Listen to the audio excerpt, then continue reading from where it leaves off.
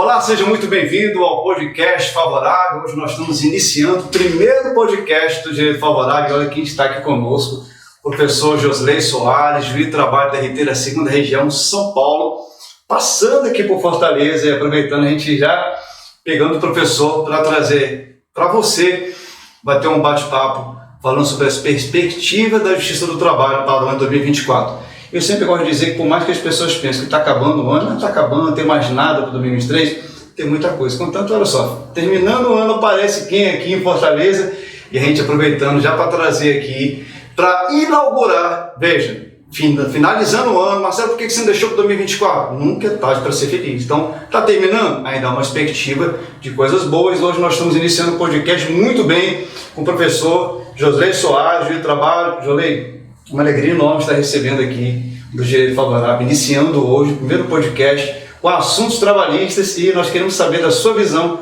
as perspectivas para 2024. Eu que fico muito honrado, Marcelo, a turma aí do Direito Favorável, pelo convite, especialmente aqui hoje direto da sede do Direito Favorável, porque até então eu participava dos projetos tão somente de forma virtual, né, os produtos de pós-graduação, os cursos, os congressos, estou em todos, graças a Deus, e ai deles se não me encontrar. E hoje aqui em Fortaleza, justamente para a gente dar início a esse projeto, estou muito feliz pelo convite, sou parceiro da casa, me sinto em casa sempre.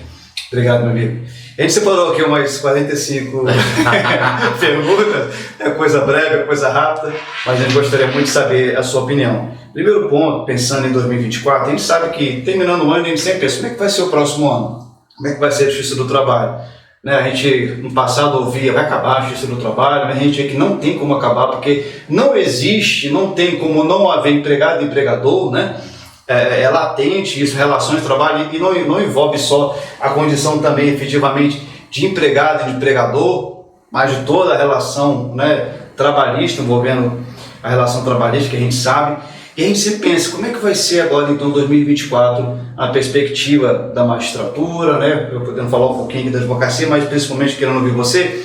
E o primeiro ponto que eu separei é em relação às decisões do Supremo, que vem caçando a corda dos TRTs, revertendo o reconhecimento de vínculo indicado em diversos casos, como, por exemplo, de motorista de aplicativo. Então a gente vê hoje não sei se a gente fala de interferência, né? Mas realmente o STF polindo aí o TRT, aquela discussão ali com o TST em relação a essas decisões, né? E a gente também tem outro ponto aqui, que é em relação à pessoa jurídica, pejotização.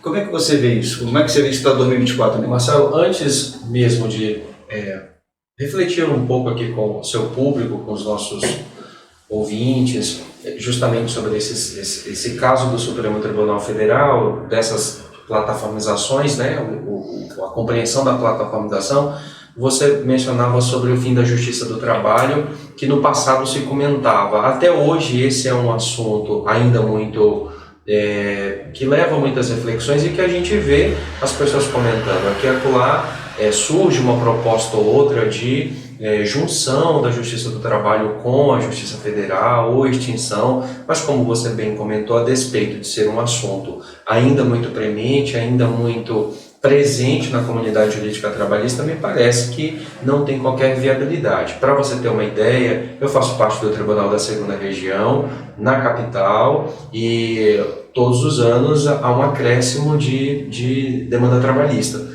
Então, me parece que esse é um primeiro sinal e mais verdadeiro sinal de que as ações trabalhistas elas não estão acabando, né? Elas não vão acabar, os conflitos trabalhistas eles ainda existem, então quem é da área trabalhista e se prepara para a área trabalhista tem que continuar nessa preparação, evidentemente, porque não há nenhum sinal prático de que haverá um fim disso, né? Eu, na minha vara, atuo numa vara específica na capital. Essa vara migra de 1.400 processos de um ano para 1.600 no outro, e no ano de 2023 talvez a gente feche com 1.700. Então há realmente um espelhamento de um crescimento de demandas trabalhistas, e estou dizendo isso porque aquele que se prepara para a área trabalhista tem que ficar atento e fugir desses boatos de extinção. Agora, especificamente quanto à pergunta da pejotização e da plataformização, vamos chamar assim, a gente passa o final de 2023, chega ao final de 2023, com essa decisão da primeira turma do Supremo Tribunal Federal, que não reflete ainda nesse momento um pensamento geral do Supremo. A gente sabe que a PGR, ainda no comando do procurador Aras, suscitou um procedimento para que o pleno seja chamado a falar sobre isso no Supremo, né? Ainda falta um ministro chegar oficialmente, né? Mas me parece que é o pleno que vai ter que dar essa posição final. Por enquanto, é claro que as decisões turmárias elas devem ser respeitadas e têm que ser respeitadas, mas a reflexão que fica por trás disso, e tenho que falar disso porque a gente comenta aqui academicamente, é a possibilidade de fraude, que me parece que talvez não tenha passado por uma análise especificamente nesse tipo de procedimento. É uma reclamação constitucional, então não sou especialista nessa matéria, mas sei que questões fáticas não são apreciadas, então bate-se a porta do Supremo para dizer via primeira turma, para dizer o seguinte: será que a Justiça do Trabalho está descumprindo aquela decisão que foi dada na DPF 324, por exemplo, que autorizou a terceirização geral, né, sem nenhuma amarra, sem nenhuma barreira, e os ministros dessa turma já vinham dando decisões monocráticas nas reclamações, dizendo que sim, que haveria uma violação, mas a resposta que nós ainda não temos por essa primeira decisão da primeira turma, e me parece, como dito, que o Supremo, em sua composição plenária, terá que dar uma resposta sobre isso, e como é que fica a fraude? Porque a Justiça do Trabalho, ela compreende que as terceirizações hoje em dia são lícitas, a gente não faz mais aquela bifurcação, né? Terceirização lícita ou ilícita, atividade meio, atividade fim, quase já não se ouve falar disso depois de 2017, quando a lei 14.429 e a reforma trabalhista também autorizou geral. Agora, e a possibilidade de fraude? O capítulo da CLT é inaugurado já falando disso, né? O primeiro capítulo da CLT, o artigo 9º, já é inaugurado falando nisso. Olha, qualquer coisa que acontecer aqui para tentar desvirtuar, para tentar fraudar os direitos trabalhistas é absolutamente nulo. Então, você pode terceirizar sem prazo, atividade meio, atividade fim, mas a pessoa vai se comportar como seu empregado, ela não pode bater as portas da justiça para perguntar ali naquele palco correto do judiciário se realmente aquela relação era uma relação autônoma, uma relação não subordinada, uma terceirização verdadeira, ou se por trás daquilo tinha uma fraude. Então eu acho que essa resposta, na minha visão pessoal, ainda não foi dada. As reclamações são analisadas no sentido de se cumpriu ou não cumpriu o que o Supremo entende, mas me parece que até esse momento que a gente grava aqui esse podcast, essa posição sobre a fraude ela ainda não há. Então muitos colegas e eu também, a gente tem casos em que esse pedido ele é feito, né? Olha, a minha relação foi fraudada, seja para pejotização, seja para relação que num primeiro momento é de autonomia, como na plataformização, né? O motorista de aplicativo, o entregador, e aí a gente vai analisar o caso concreto com a gama fática com a qual a gente já está acostumada na vida prática, para saber se aquele comportamento no dia a dia foi um comportamento de empregado ou foi um comportamento verdadeiro de uma relação autônoma e por aí vai. Você falou uma coisa importante, me chamou a atenção, que às vezes a advocacia em si, ela vê uma informação do STF e diz assim, eu vou deixar de entrar com esse tipo de processo porque já há um entendimento do STF em relação... Nesse momento eu acho que ainda não. Eu acho que esse medo, vou deixar de entrar com uma ação para pedir um vínculo de emprego com, por exemplo, um médico que era PJ, mas que na prática se comportava como empregado, então ele quer o vínculo de emprego.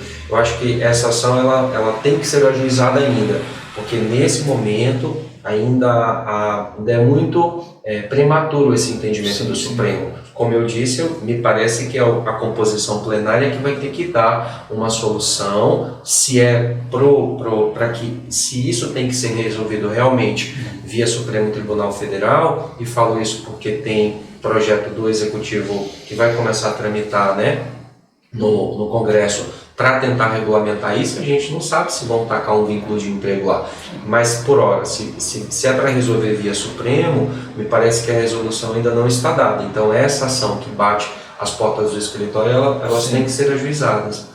É exatamente isso que eu estava falando, porque assim, quem é que vai analisar, fazer a primeira análise realmente é o juiz do primeiro grau. Então assim, não deixar de levantar uma situação dela, porque a gente sabe que existe fraudes, a gente sabe que existe vários tipos de contrato clandestino, uma prestação de serviço que na verdade não era uma prestação de serviço, era um contrato clandestino que ali se mascarava todo um reconhecimento de vínculo empregatício, e a gente vê várias formas como isso pode acontecer. E é algo, infelizmente, comum, né?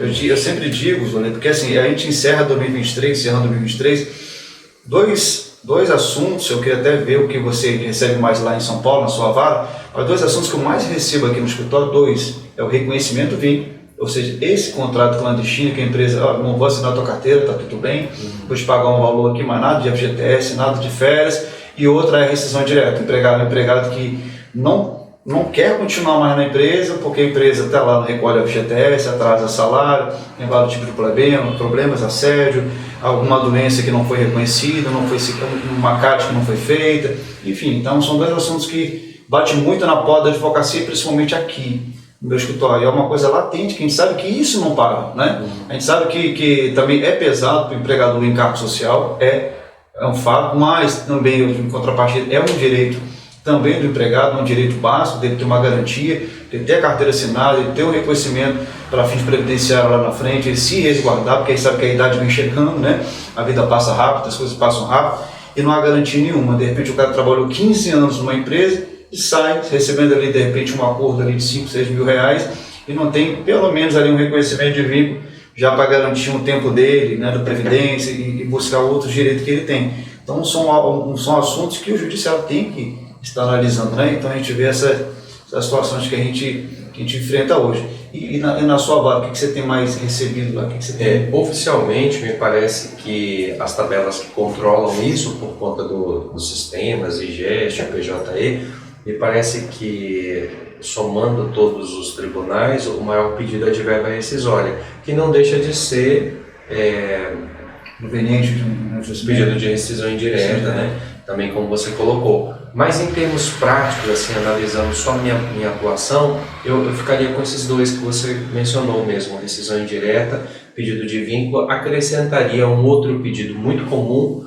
que é justamente o pedido de horas extras em intervalo, né? Barra intervalo. Então ficaria nessa cesta de 4 coisas aí, vínculo, rescisão indireta e verbas rescisórias. É o pedido oficial do Brasil, digamos assim, o maior pedido que se faz em todas as nações, mas acrescentaria horas extras e intervalo. É impressionante como na reforma trabalhista houve uma flexibilização, né, para a concessão de intervalo, porque depois da reforma a norma coletiva pode dispor sobre isso e reduzir para 30 minutos. A história do refeitório, ela continua existindo com autorização do Ministério do Trabalho. O hipersuficiente do 444, parágrafo único, ou seja, aquele que tem curso superior e que ganha mais 4 vezes, né? Do teto da Previdência, ele pode ter um intervalo reduzido, mas mesmo com essas 3 flexibilizações, coletiva, Ministério do Trabalho e hipersuficiente, a violação, ela continua batendo as portas da Justiça do Trabalho. Não digo que em todas as ações essa violação ela fica constatada, porque bateu lá, agora vai ter que haver uma prova, evidentemente, né? E a gente tem algumas variantes para saber de quem é o ônus da prova para violação de intervalo. Uma delas, e abrindo um parênteses muito rapidissimamente, é se o cartão de ponto tem apenas a pré-assinalação do intervalo, neste caso o ônus da prova é do trabalhador. Agora, se eu tenho um cartão de ponto e não tem sequer pré-assinalação de intervalo, o ônus de cara já é da empresa. E uma outra variante para esse ponto, já que tocamos nesse assunto, é eu não sou obrigado, e isso é interessante, Marcelo, porque nem todo mundo tem isso na prática, mas a lei não exige a anotação do intervalo, né? A empresa faz se quiser, mas se fizer tem que fazer direito, aos olhos da famosa súmula 338. Então também é muito comum o ônus ser dividido, né? Digamos assim, distribuído em mesa de audiência a partir dessa adoção de cartão de ponto, como foi a gestão desse cartão de ponto. Então, era um cartão de ponto que tinha a anotação, acaba com medo meio-dia 1, mas era uma anotação britânica, para usar a palavra do nosso dia a dia. Então, o ônus dessa parte está com a empresa, né? Porque houve ali uma presunção de que ele não teve. Agora era uma anotação correta, então o ônus volta para o trabalhador.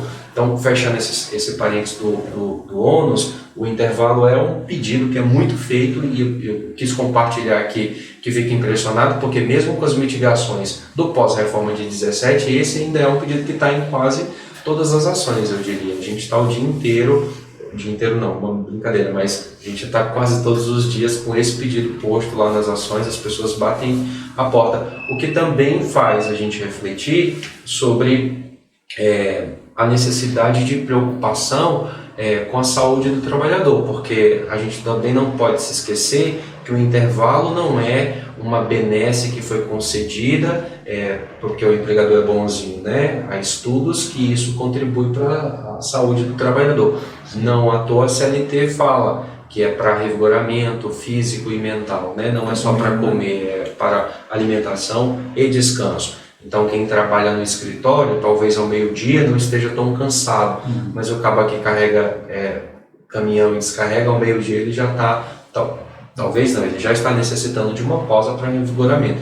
Então eu quis fazer esse paralelo porque um dos pedidos mais marcantes no meu dia a dia, como citei aqui no rol que você me pediu, é uma das coisas que mais está ligada à saúde do trabalhador. Em um país, para concluir então, em que os números de acidentes de trabalho são marcantes, né? Então a gente pensa assim, mas é só um intervalo. Sim, mas se aquela petição inicial que bate as portas da justiça dizendo que o trabalhador em 5 anos nunca teve intervalo, se isso for verdade, muito provavelmente esse cabra ficou muito propenso a ter um acidente de trabalho, porque ele não se revigorou ao longo da jornada dele. Em relação, já que você tocou nesse assunto, em relação à possibilidade de convenção coletiva em reduzir ainda mais esse tempo a 30 minutos, o que você vê em relação a isso? Menos de 30? Menos de 30 não pode. Até 30 minutos? Até 30 eu acho que pode. Eu acho que... Imagina um cara desse que trabalha no caminhão, ele vai pegar até 5 horas, 18 horas. Pois é. Eu acho que a saúde e a segurança ela tem que ser, claro, preservada e a gente tem que ter muito cuidado com isso. E as limitações de jornada, elas passam por saúde e segurança, não tem jeito. A gente acha, para que 8 horas? Por que o bancário trabalha só 6? Por que a telefonista é só 6? Por que o cabineiro de elevador é só 6? Existem estudos, né? No caso do cabineiro de elevador, é problema de circulação. Passou disso, provavelmente ele vai ter problema de circulação. Então tem tudo uma explicação. Então me parece que essa é uma questão de saúde e segurança. Mas a reforma colocou um recado lá embaixo do 611, né? Ela diz assim, mexer com jornada e pausa não é coisa de saúde e segurança. Então, a gente tem que cumprir a lei. E como magistrado, se está na lei, desde que essa lei não seja inconstitucional, eu tenho que observar. Mas, ressalto aqui que mesmo antes da reforma dar esse vigor todo às negociações, em meu sentir, cabe à categoria séria, genuína, colocar nas negociações os seus apetites, as suas dores, as suas conformações. Então eu sempre fui muito mais validador de convenções, de negociações coletivas, claro, não todas, evidentemente, mesmo no passado em que isso era mais possível. Quiçá agora que é mais restrito, né, a possibilidade de invalidação de norma coletiva. Então, quando você pergunta assim, a negociação coletiva pode realmente abarcar a redução do intervalo? Me parece que sim. Não para menos de 30, porque a lei botou esse limite. Mas como a lei permitiu que, mesmo em se tratando de uma situação de saúde e segurança, a norma coletiva pode prever, então me parece que é correto. Agora, olha que interessante, nós conhecemos uma reviravolta dentro do próprio TST. É um assunto, a gente está falando de perspectivas para o ano que vem e para o ano de 2024, né? E é um assunto que está posto na nossa vida no dia a dia, nas ações, nos escritórios, nas aulas. O próprio TST chegou a dizer lá atrás, 2012 por aí, na súmula 349, que podia mexer em jornada de ambiente insalubre, mesmo sem autorização do Ministério do Trabalho, brigando com o artigo 60, que dizia que não, né? Se você trabalha na insalubridade, fique pouco nesse ambiente, não faça hora extra, porque quanto mais você fica aí, mais você vai deteriorando a sua saúde. Exceto o Ministério do Trabalho autorizar. Aí o TST foi lá e disse, na súmula 349, não, a norma coletiva tem capacidade.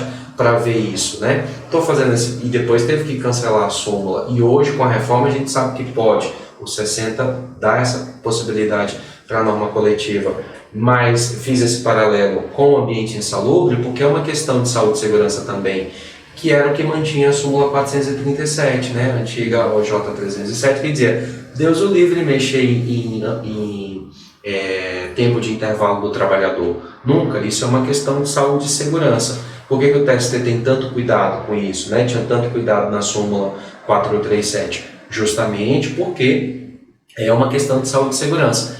Mas a gente não pode se esquecer que lá atrás, para uma outra questão de saúde e segurança, ou seja, o artigo 60, trabalho prorrogado em ambiente insalubre, ele já tinha autorizado, mesmo que ele tenha voltado atrás depois, né? Então são questões interessantes do nosso dia a dia relativamente a esse entroncamento, né? O que eu posso negociar e o que é saúde e segurança e que, portanto, eu tenho que ter bastante cuidado. Perfeito.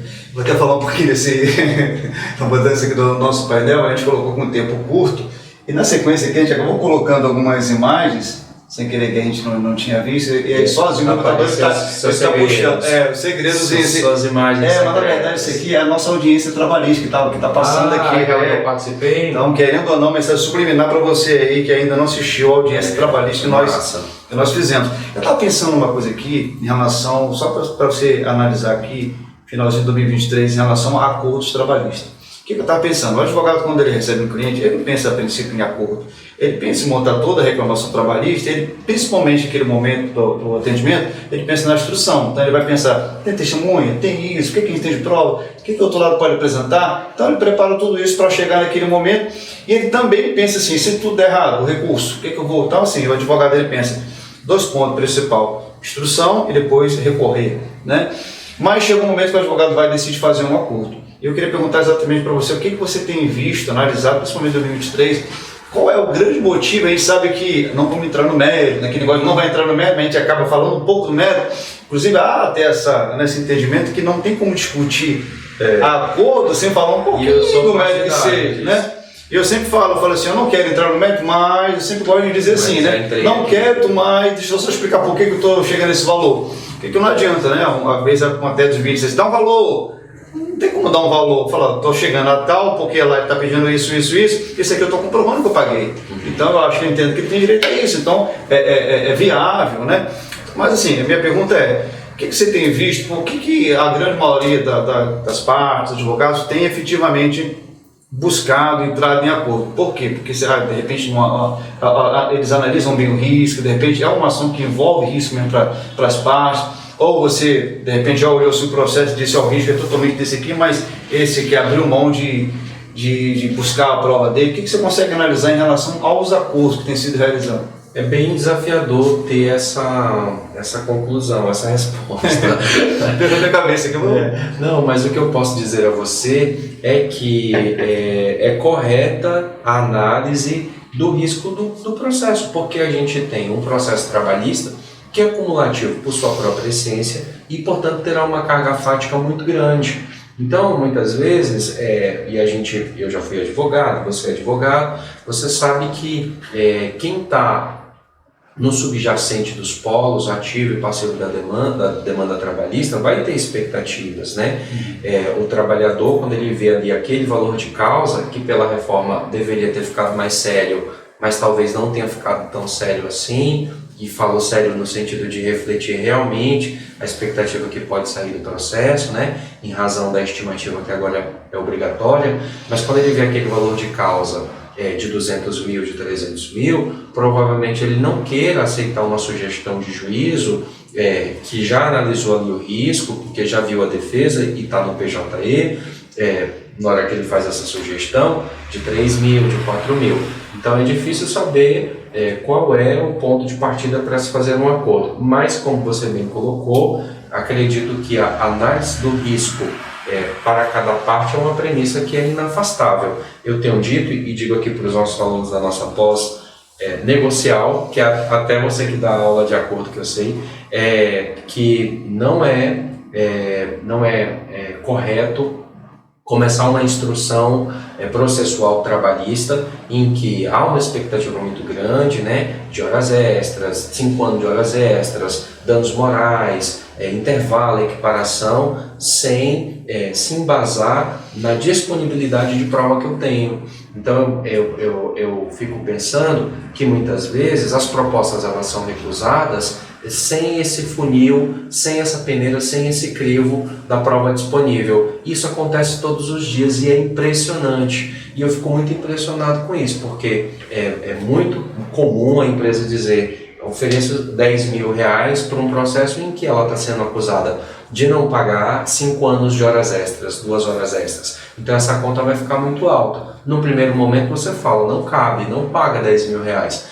Mas às vezes, quando eu escuto isso, eu tenho a sensação que os 40 minutos de atraso de pauta já demonstrou para esse advogado na sala de espera ou no online o que pode estar acontecendo. Então, qual foi a testemunha que veio pelo reclamante, quanto tempo aquela testemunha efetivamente trabalhou naquele posto de trabalho, se aquela testemunha que veio para provar a hora extra do reclamante, esses 5 anos, se não era de outra filial, se não era de outra escala, 12/36, de outro turno, ou se não ficou afastada no maior período, ou se no período da pandemia não ficou em home office. Digo isso porque todas essas premissas vão inviabilizar a prova da hora extra. Então, eu já vi, por exemplo, nas últimas audiências que fiz, recusas de propostas de acordo, o reclamante queria mais, mas a testemunha dele que veio para provar hora extra era home office 100% e ele era home office 100%.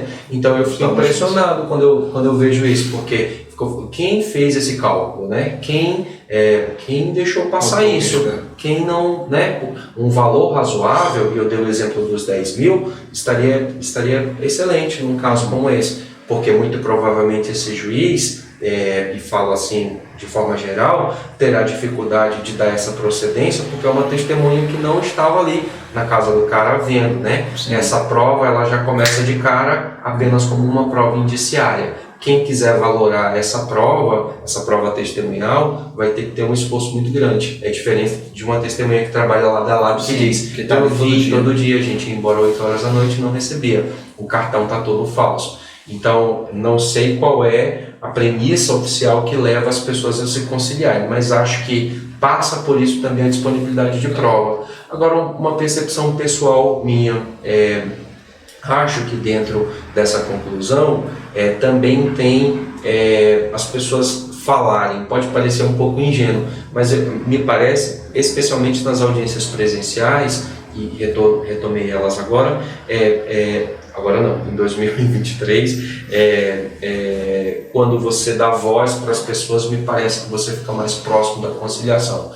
É uma pena que a nossa dinâmica, a nossa atuação na área trabalhista com pautas tão apertadas, de 15 em 15, de 20 em 20 minutos, 15 audiências por dia, e advogado fazendo 3 audiências em 3 cidades distintas, uma tele, uma presencial, e juiz com pauta de 15 minutos. É uma pena que a dinâmica da nossa vida social dentro do Poder Judiciário não permita que a gente consiga ouvir mais, porque é claro que não é uma solução precisa, mas me parece que quando você ouve mais, o trabalhador está ali levantando a mão, querendo falar, talvez a gente fique mais próximo de uma conciliação naquele caso. Ele vai botar para fora ali uma situação que está incomodando e que às vezes é só isso que estava travando uma conciliação. Às vezes falta um valorzinho que está faltando para crescer um pouquinho, da parte de mais, olha só, deixa eu mostrar um pouquinho o quanto lesado eu estou, né? Deixa eu fazer uma pergunta em relação à aplicação de multas de litigância de má-fé. Como é que está sendo feito lá? O que você tem visto? Não está sendo. Essa é uma brincadeira que eu uso também com os alunos, que, como diz a canção do Lulu Santos, ainda vai levar um tempo para que a gente construa o conceito de cada uma daquelas figuras do 793B, né? O legislador da CLT, o legislador houve por bem fazer um Ctrl+C, Ctrl+V do 80 e do 81, tacou na CLT, mas a gente continua ainda sem uma aplicação prática dessas figuras, né? O que é tumultuar o processo, o que é comportamento protelatório, o que é pedir mesmo contra a lei, o que é pedir contra os fatos.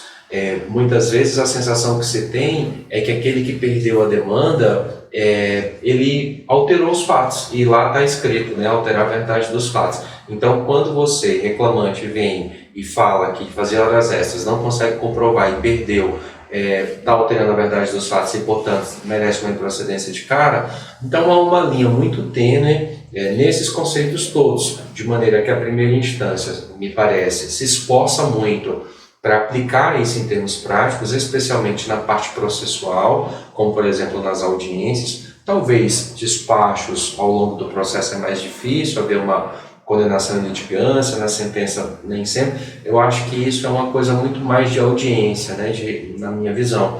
Mas, na minha experiência, a maioria é revertida, muito por conta dessa amplitude conceitual. E aí, quando é o trabalhador que de alguma forma é penalizado por algum comportamento que é avaliado na primeira instância como um comportamento improbo, desleal processualmente, e portanto encaixa ali em uma das figuras do 793, o tribunal fala, mas ele é hipossuficiente e ele tinha direito amplo de ação. Na minha cabeça são coisas totalmente dissociáveis. Você tem direito de ação e tem um caminho processual e tem uma porta aberta, mas tem que se comportar de forma leal. Requerimentos protelatórios em audiência, como contraditas sem provas, ou requerimentos que já foram indeferidos em outros momentos, me parece que podem acessar essa ideia de condenação de litigância de má-fé. Então, empresa que quer perguntar, e eu falo isso porque é o que mais acontece, que quer perguntar coisas que não colocou na defesa. Instrução é para investigar fatos que foram levantados no processo. O CPC tem o 469 que diz que perguntas impertinentes não serão feitas, então logo são fatos que estão no processo. O 342 do CPC, e tenho dito isso também muito para os alunos, fala que eu só posso trazer fatos depois da inicial ou da defesa em situações específicas.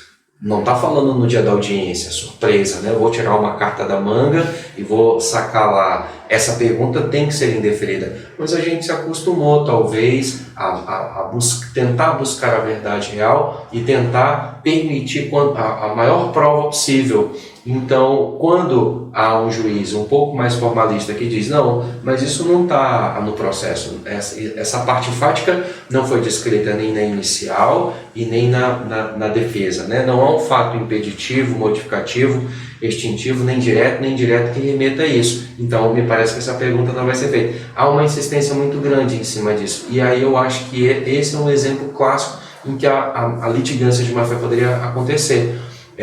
Mas, na minha experiência, eu tenho visto que, eu diria, 90% é revertido.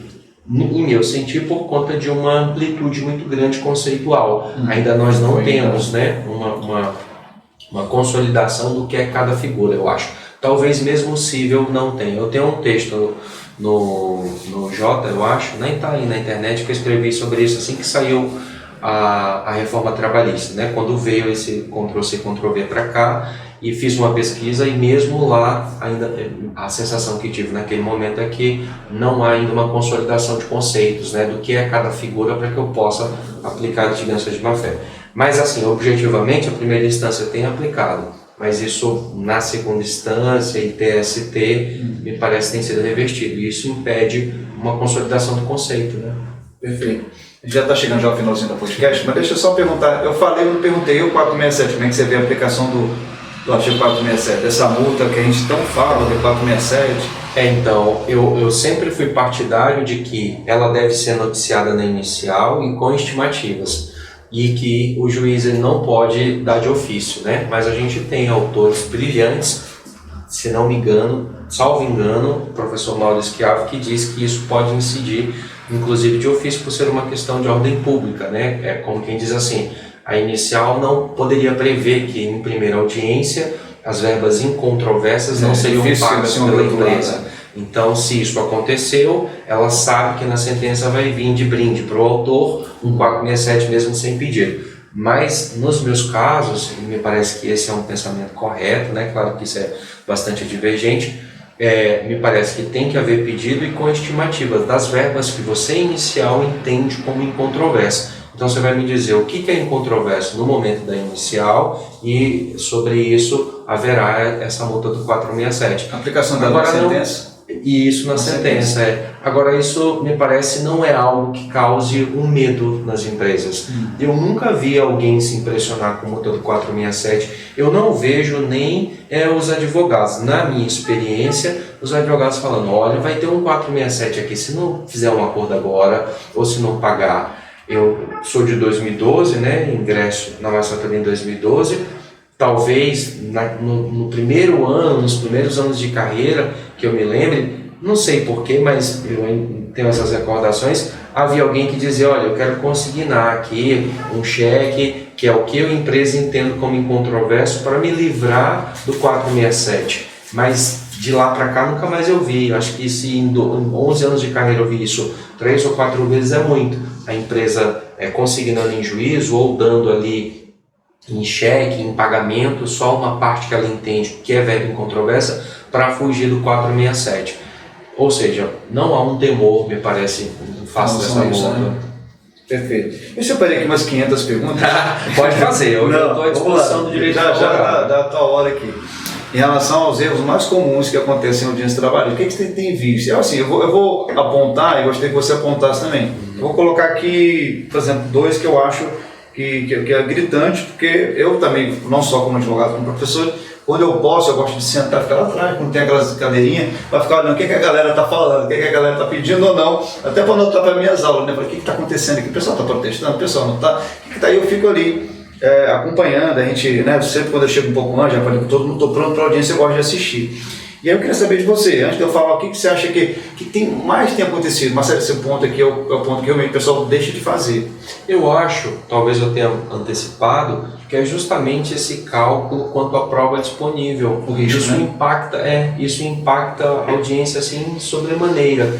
E dentro disso talvez esteja um problema processual que é comum, a gente sabe, que é a... Como é que eu posso dizer isso sem chocar o ouvinte? A não compreensão correta de distribuição de ônus da prova. Entendi. Então, por exemplo, até hoje... ideia de quem realmente exatamente. Às vezes a pessoa fala lá... Quer ouvir 3 testemunhos, na verdade, a ônus do outro lado não precisava tanto ouvir, né? Exatamente. Estou passando uma barra que não existe. Eu vejo as pessoas dizendo, o ônus aqui é seu. E não é dela. Eu faço que ela está sendo persuasiva ou ela não sabe mesmo. Então, acho que a incompreensão correta de distribuição de ônus da prova é um problema muito grande. Eu não quero chamar de erro, né?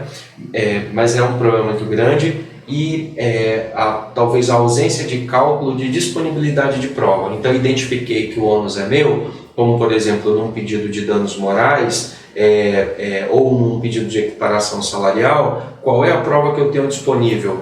E a gente sabe que na era da prova digital, a prova testemunhal ainda continua sendo preponderante. Olha que paradoxo, né? A gente fala muito em prova digital, a gente tem muitas empresas hoje, virou um nicho de mercado, a autenticação, né? a credibilidade da prova digital, do print de WhatsApp, do post de internet, enfim, mas a prova testemunhal ela continua sendo a mais comum do dia a dia. Então esse cálculo de disponibilidade de prova, e no nosso caso, como acabei de dizer, é mais comum a testemunhal, isso é muito esperado, mas eu não vejo isso muito acontecendo. A impressão que eu tenho é que nem sempre aquele autor que recusa, voltando então, um acordo de 10 mil feito pela empresa, tem a compreensão de que ele precisa ter uma testemunha que viu aquele fato que ele está alegando acontecer. Trazer uma testemunha que vai provar que aconteceu com ela, contribui, mas não necessariamente leva à procedência.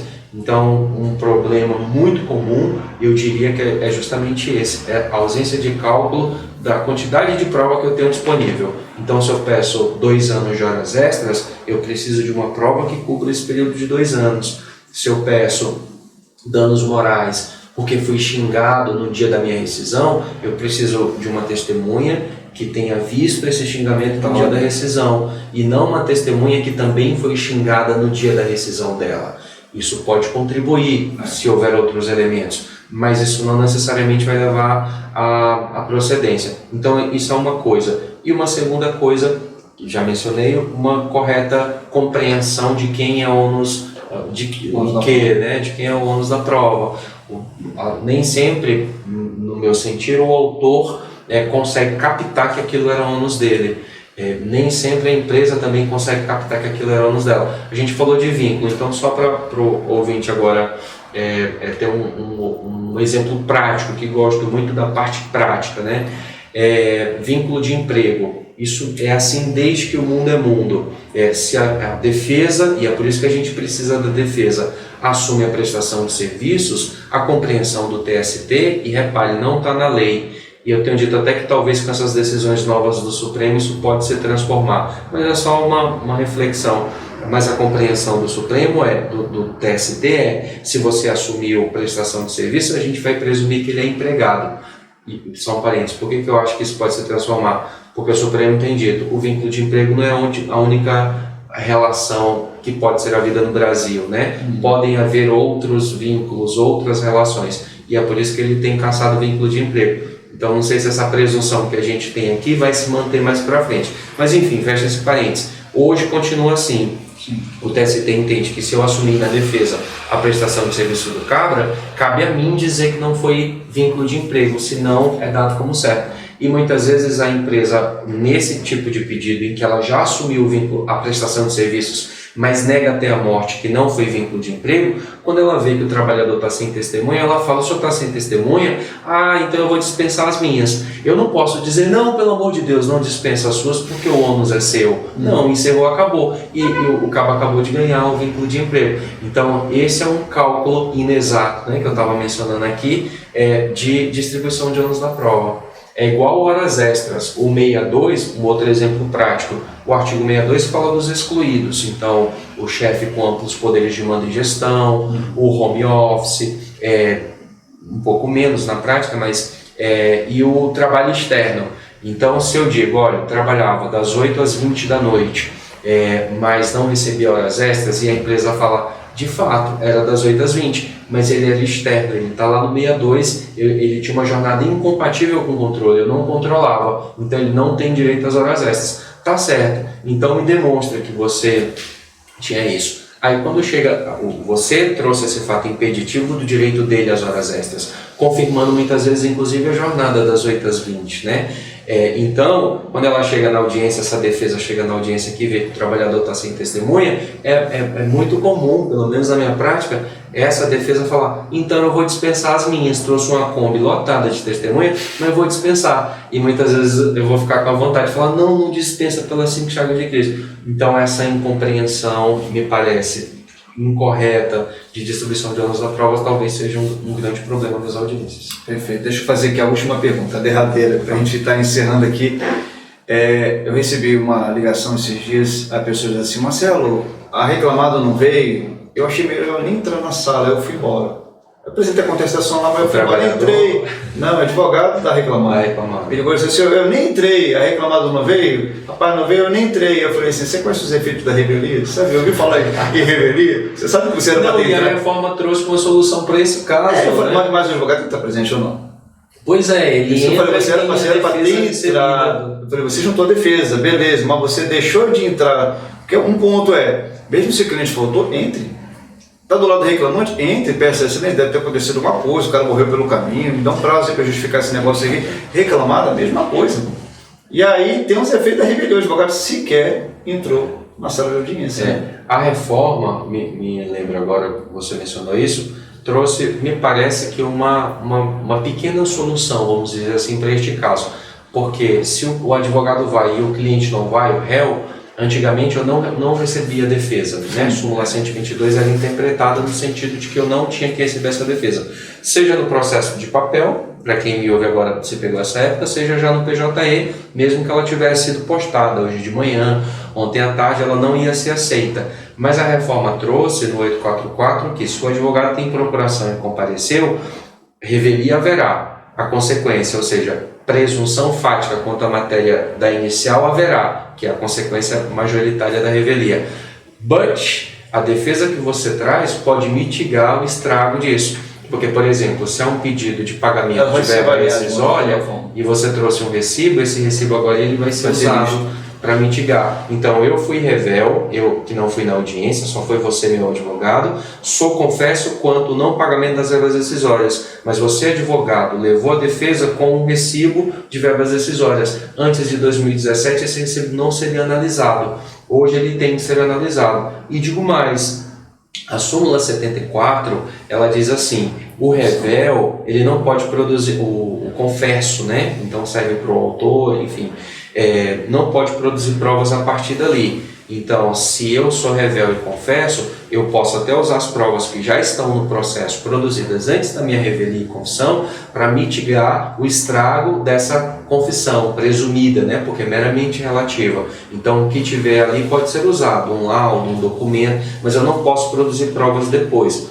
Um debate que se coloca agora, e você já sabe disso, a súmula 74 se mantém depois da reforma, que diz que se o advogado estiver presente, ele tem direito de juntar defesa, porque se o advogado está presente, tem direito de juntar defesa, por que ele não tem direito mais de produzir a prova dos fatos que ele trouxe na defesa, que a reforma mandou ele juntar? Se era para juntar só documentos, então a reforma teria que ter dito, o advogado, que o cliente não foi, mas ele foi, pode juntar documentos, recibos de pagamentos para... Não, falou defesa. Então, se você traz uma defesa com fatos impeditivos modificativos, me parece correto que você possa produzir provas. Então, você que foi sem cliente, pode pedir para ouvir o reclamante. Aí o juiz vai falar, não, súmula 74, o seu cliente é revel, a partir de agora o senhor não produz prova, então não pode haver um reclamante. Mas depois da reforma, essa súmula está em vigor, é um debate extremamente interessante. Perfeito. Meu amigo, só quero te agradecer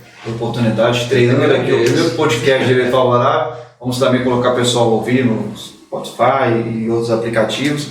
E espero vê-lo aqui mais vezes, né? E quem sabe me convide, evento presencial, você aqui com a gente. Estou à disposição, você sabe que eu amo participar aqui dos seus projetos, me sinto em casa e tudo que você lançar, estarei sempre à disposição para contribuir com os nossos alunos, os nossos ouvintes, com a comunidade de Direito Favorável. Obrigado, meu amigo. Forte abraço para você que está assistindo a gente aí e aproveito para mandar esse vídeo aqui para outras pessoas. Compartilhe também. Um abraço para você. Até a próxima.